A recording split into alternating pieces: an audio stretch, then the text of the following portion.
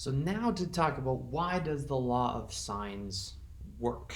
Again, you don't necessarily need to know this in order to use the law of sines, but it does kind of help a little bit to kind of see, well, why does the equation end up looking the way it does? Why does the law of sines look that way? Well, it has to do with still using right triangles and just building an equation. So in here, I've just kind of drawn a general triangle. It's not necessarily a right triangle, just set it up. Again, capital letters for the vertices, lowercase letters for the sides across. And I know I don't have a C up here. We're just going to prove the first part and then kind of say, now the rest of it sort of works out, right? So in here, the idea behind this is to say, well, if I don't have a right triangle, I'll just make one, right? If it's not a right triangle, then I'll just force it to be a right triangle, correct? So like here, that might not be a right triangle, so I'm just going to take this top vertex and drop in a perpendicular, right? If I drop in a perpendicular line, now I actually have two right triangles, right? Two of them. So I can set up whatever I want, right? I can use a right triangle over here and a right triangle over here.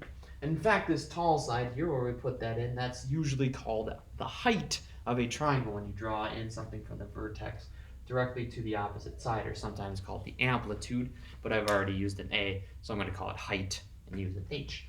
So that means if I use this left triangle over here, we can set up some trig functions, right? And since we're using law of sines, right, I'm going to use sine. And in fact, that's a good idea because I've got an opposite side and a hypotenuse in this triangle here.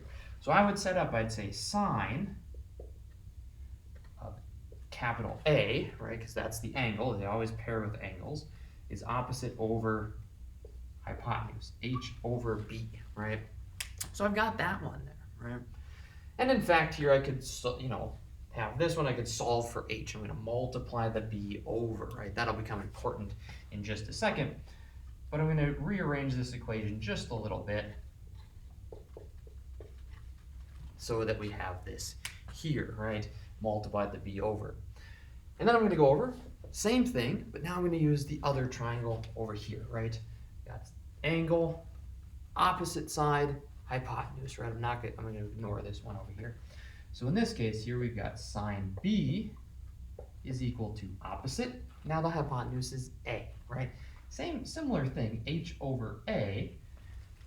Almost the exact same equation, just different, just a little bit different, right? Some stuff in their different spots, but we can still solve for H. Multiply the A over. H equals A times sine of B. Right? A times sine of B. And these two things here are both equal to h. Both equations are, right? Both equations here are equal to the height. Right?